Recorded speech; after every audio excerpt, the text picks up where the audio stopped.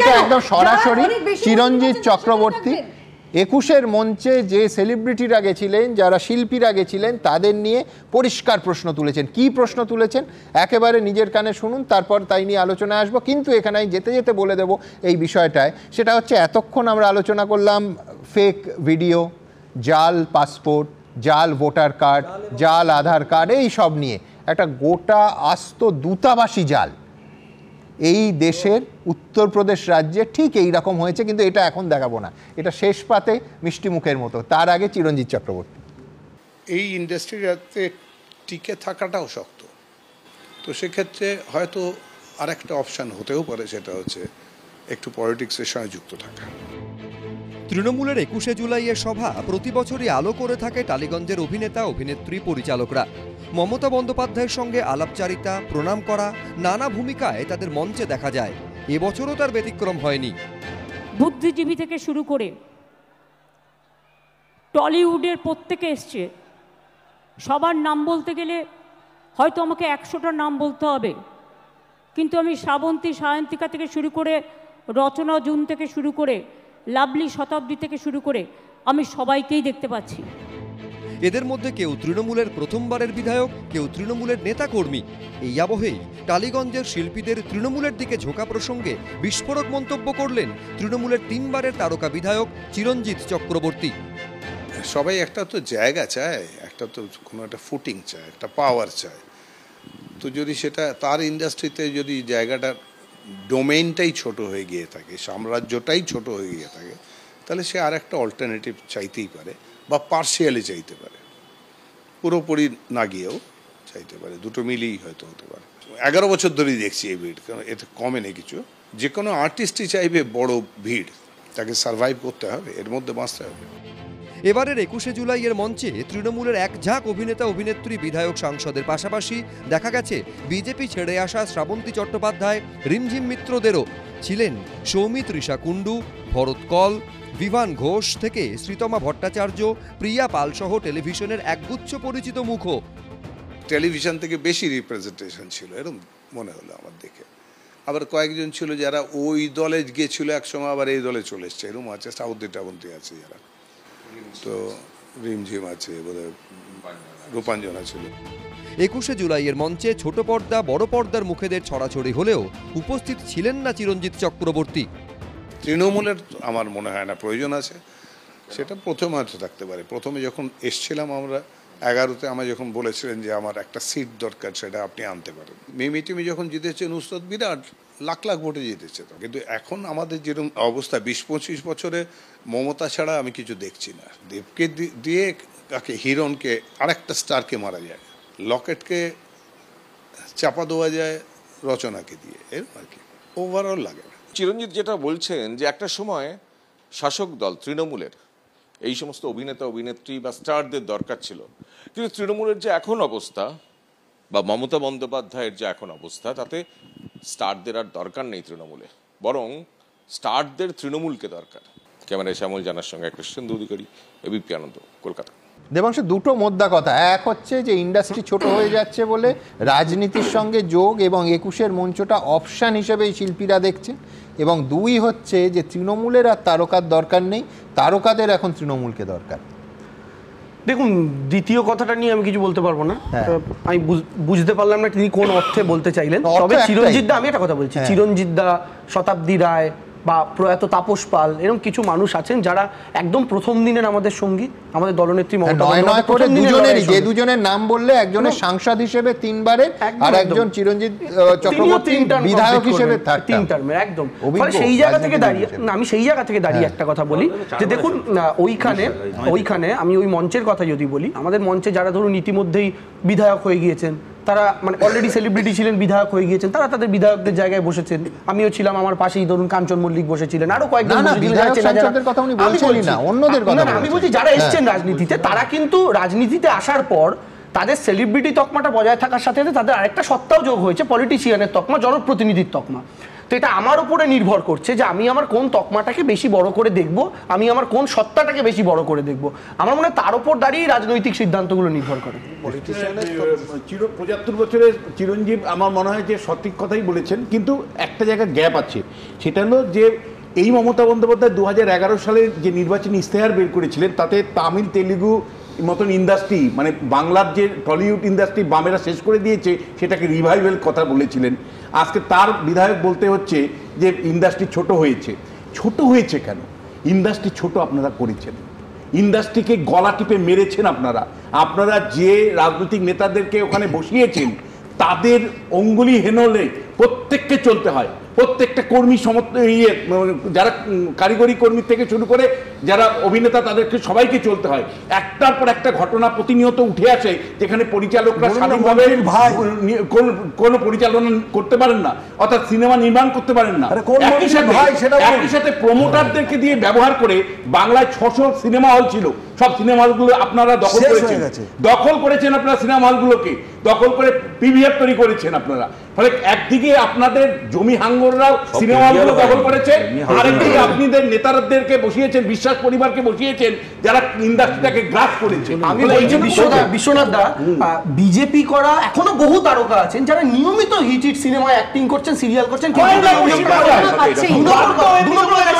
আপনি বলেন single screen promoter দিয়ে ভাঙিয়ে দিয়েছে, মানে আপনি দেখেছেন তৃণমূল প্রমোটার পার্টি বলেছে সিঙ্গেল স্ক্রিন ভাঙো। ভারতবর্ষের কোটা জায়গাতে এখন সিঙ্গেল স্ক্রিনে আমরা মাল্টিপ্লেক্স রাজত্ব করছে না। ভারতবর্ষের প্রত্যেকটা জায়গায় সাউথে আপনি মাল্টিপ্লেক্সের রাজত্ব শেখানো করেছে। আপনি কি করবেন? 100টা উদাহরণ দিতে পারি। আরে অ্যাকশন আপনি অ্যাকশন তোমরা তো জানো টালিগঞ্জ কার দখলে আছে, কে কোন নেতা দখল করে আছে? আপনি বলুন টালিগঞ্জ আমার তুমি বলে টালিগঞ্জের দখলদারি আমার বক্তব্য না, দেবের বক্তব্য। তোমার যে সাংসদ দেব সে সিনেমা ঠিক মতন করতে পারে না, তুমি জানো কি যেটা? আপনি কদিন আপনি কদিন পর এটাও বলবেন যে তৃণমূল তুমি ওই যে অরিন্দম শীলের গল্পটা জানো তো? লোক পাঠিয়ে তুমি জানো তো রাষ্ট্রপতিকেই অভিযোগ করেছিল। খুব দ্রুত দেখুন, অত্যন্ত বিশ্বাসের সঙ্গে তৃণমূল কংগ্রেস এই ফিল্ম ইন্ডাস্ট্রির পরিসরটা ছোট করেছে। এবং এই যে যাদের বসিয়েছে, এটা দুটো কারণ। একটা তো সেলিব্রিটি, মমতা বন্দ্যোপাধ্যায় নিজেই বলেন তিনি সিরিয়াল দেখেন। আরেকটা বিষয় হচ্ছে যে মমতা বন্দ্যোপাধ্যায় ভালো করে জানেন যে এদেরকে প্রার্থী না করলে যা গোষ্ঠীকন্দল চলছে, একেবারে এই গোষ্ঠী মারছে অন্য গোষ্ঠীকে, এদেরকে প্রার্থী করলে বড় সময় পাবো না।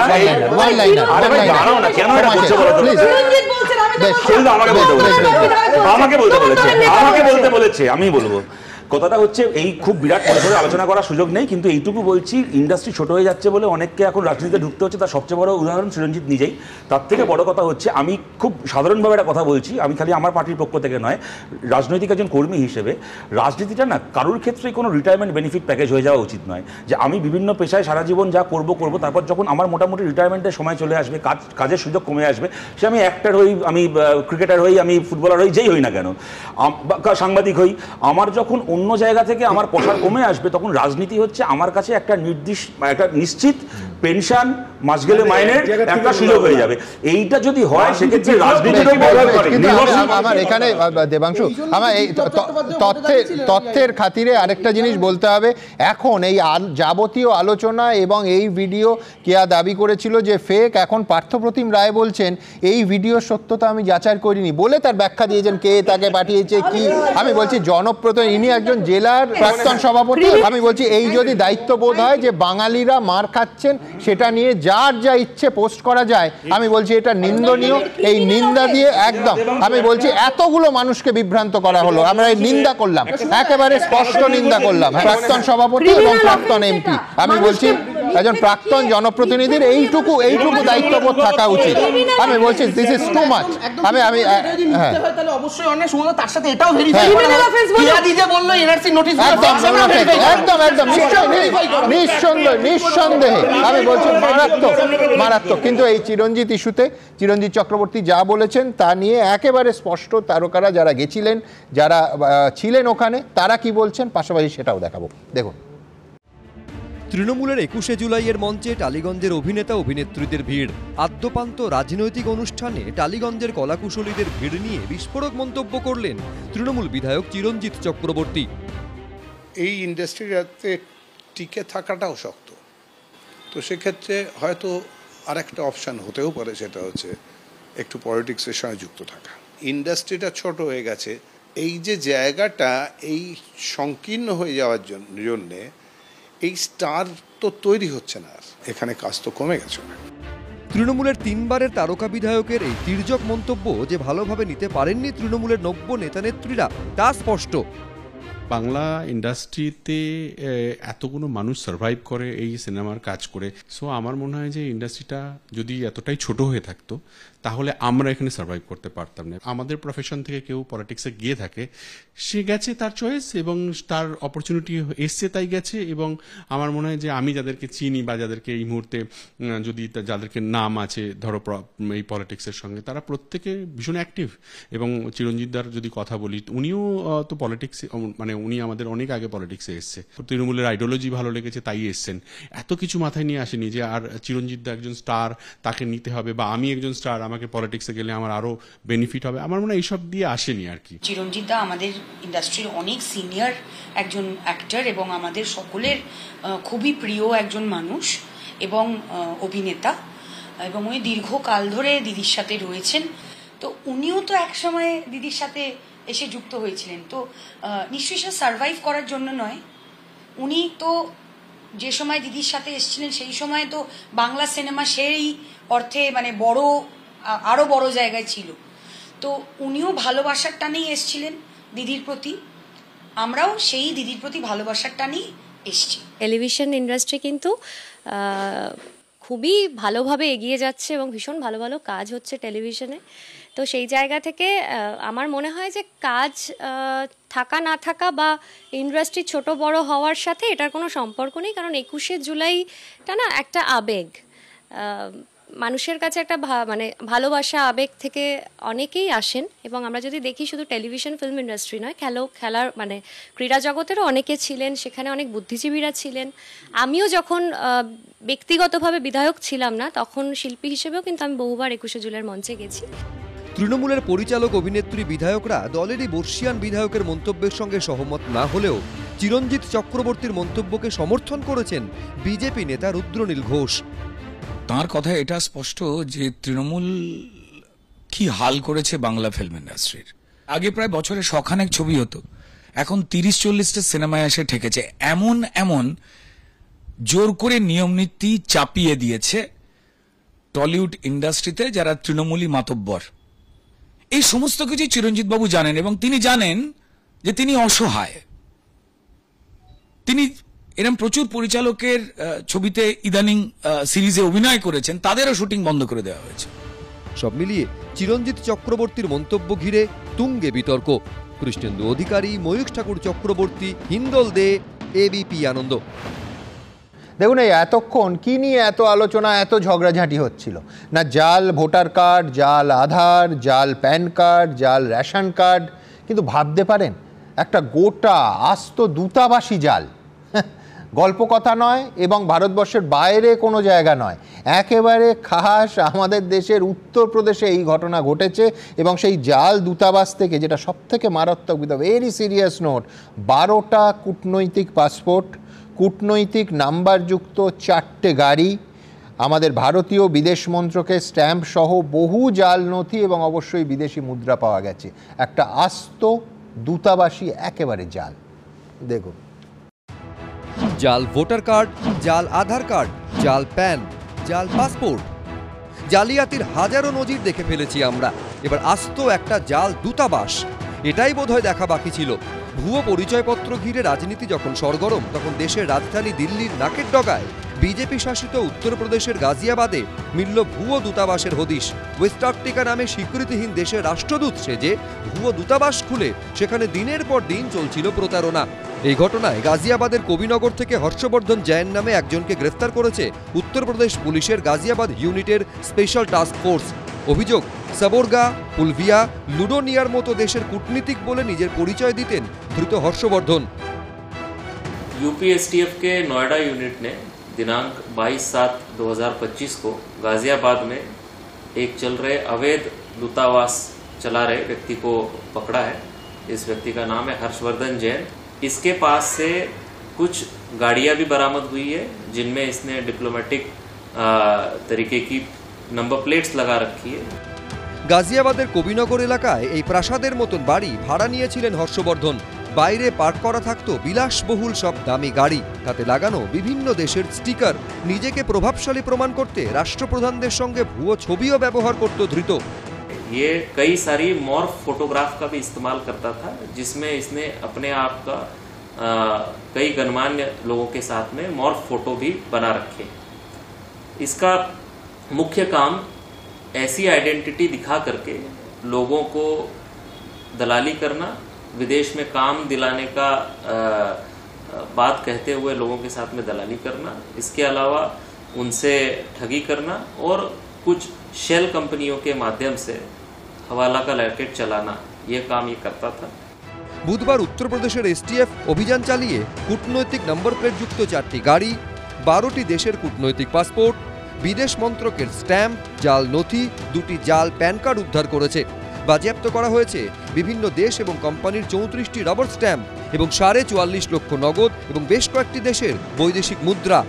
এখানে তোমরা পাওনি, নকল টোল প্লাজা পাওয়া গেছে, টোল উঠেছে, তারপরে যেই ধরা পড়লো তখন সব রাতারাতি উঠে গেল, সব সর্বত্র এই জিনিস চলছে, সারা ভারতে এসব চলছে। এখন একটাই জিনিস বাকি আছে, নকল জাজ, ওইটা বেরোবে, তারপরে দেখি শেষ হয়ে গেছে।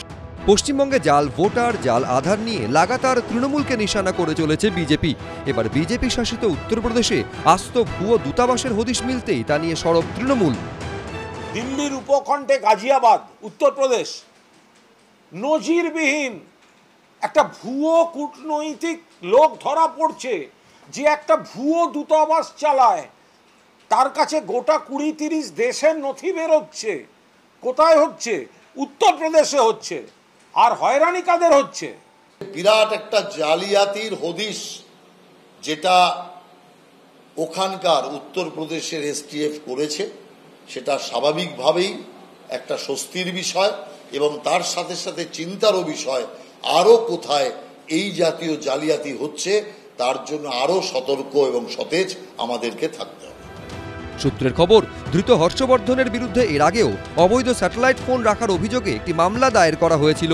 অভিযুক্তকে জেরা করে তার নেটওয়ার্ক কত দূর তা জানার চেষ্টা করছে উত্তরপ্রদেশ পুলিশ। ময়ূখ ঠাকুর চক্রবর্তী, শিবাশিস মৌলিক, আশাবুল হোসেন, এবিপি আনন্দ।